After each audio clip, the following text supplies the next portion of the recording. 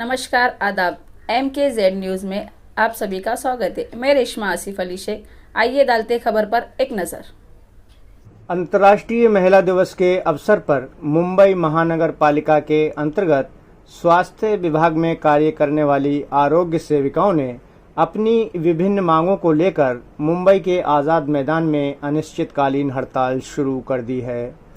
Corona काल में अपनी जान जोखिम में डालकर जिन्होंने सबसे ज़्यादा योगदान दिया वो आरोग्य सेविकाएं ही थीं, पर अपना कार्य मेहनत और ईमानदारी से करने के बावजूद हक न मिलने के चलते उन्हें इस तरह हड़ताल करने के लिए मजबूर होना पड़ा।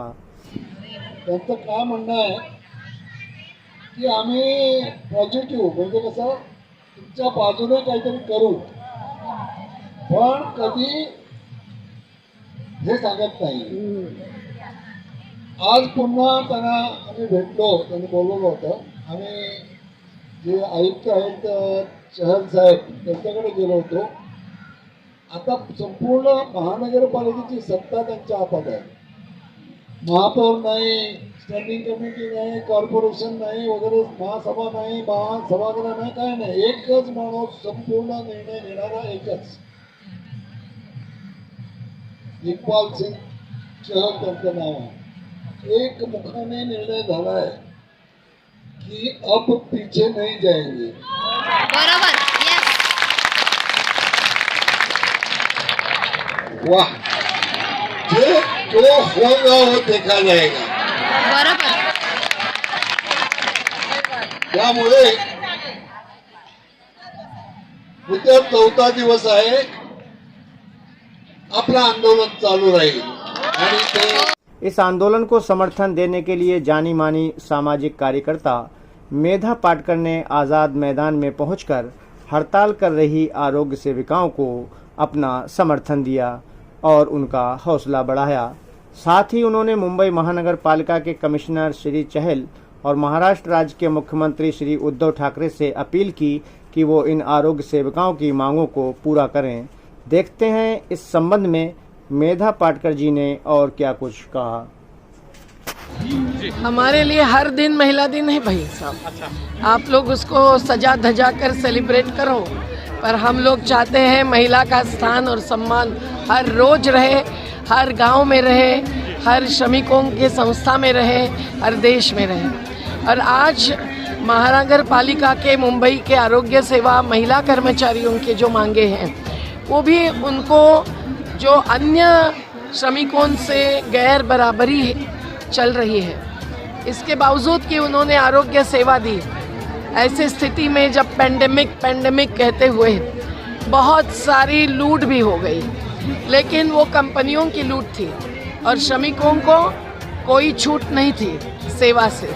तो उसमें जिन्होंने सेवा दी है उनका पहला सम्मान होना चाहिए, स्थान होना चाहिए। हम आज उनकी जो मांगे हैं उसमें जो प्रमुख मांग है कि ये जब महानगर पालिका के कर्मचारी रही है तो इनको अचानक ठेका मजदूर जैसे कर्मचारी नहीं है, ये कोर्ट के सामने कहकर बेइज्जती करना ये तो मंजूर हो ही नहीं सकता। आज जैसे प्राइवेट कारखाने भी पूरी मिल्स टेक्सटाइल्स के, जिसमें हमारी यूनियन भी है, उनको आज बंद करके फिर ठेका मजदूरों के आधार पर मिल्स चलाते हैं, चलती नहीं है, पर ये केवल मुनाफाखोरी है। तो उस प्रकार की मुनाफाखोरी हम मुंबई महानगर पालिका, जो वित्तीय राजधानी की सबसे बड़ी महानगर पालिका है, सबसे धनिक भी है, उनसे अपेक्षित नहीं करते। ये निश्चित कि केंद्र सरकार आज राज्य सरकार की बची हुई राशि भी नहीं दे रही है। महाराष्ट्र की 80,000 करोड़, बंगाल की 90,000 करोड़, लेकिन ये तो केंद्र सरकार के सामने लड़ने की बात है। महाराष्ट्र राज्य की सरकार जो संवाद करती है सभी संगठनों से, ये हमारा अनुभव है।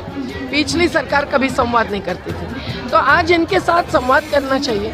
ये एक श्रमिक संगठन है, इनका अधिकृत प्रतिनिधित्व है और उसका हक है।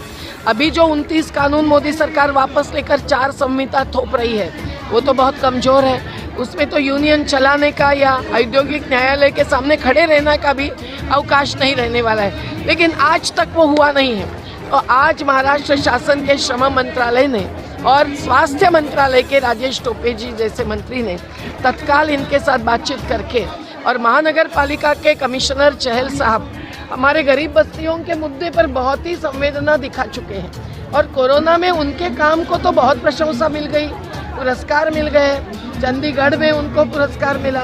तो आज इनको भी पुरस्कृत करना ज़रूरी है और इनको पुरस्कार यानी कोई ऐसा सम्मान शाल श्रीफल के साथ नहीं चाहिए, उनको अपना हक चाहिए। तो इस आरोग्य सेवा कर्मचारियों की मुंबई महानगर पालिका के यूनियन को हम लोग कहते हैं कि आप आगे बढ़ो, हम आपके साथ।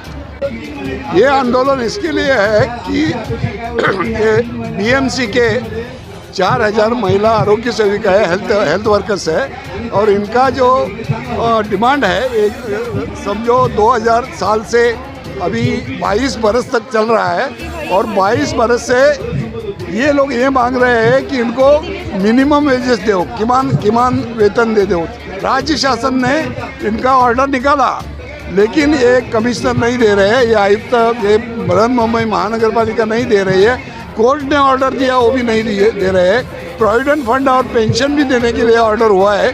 तो इस हिसाब से इनको इम्प्लीमेंट करने के लिए हम लोग ये आंदोलन कर रहे हैं। तो ये लोगों ने कोरोना के लिए बहुत कुछ काम किया और कोरोना का टाइम पे ये लोगों ने बंद नहीं किया, लेकिन अभी बंद किया क्योंकि उनका ड्यूटी उन्होंने किया। लेकिन अभी उनका भी मांग है जो कानून ने दिया है वो मिलना चाहिए और इसके लिए ये पूरा आंदोलन है और ये आंदोलन अभी बंद नहीं होगा, एक दिन के लिए नहीं होगा, ये इंडेफिनेट होगा। जब तक उसका पूरा डिमांड नहीं होता है तो पूरा ये बंद नहीं होगा।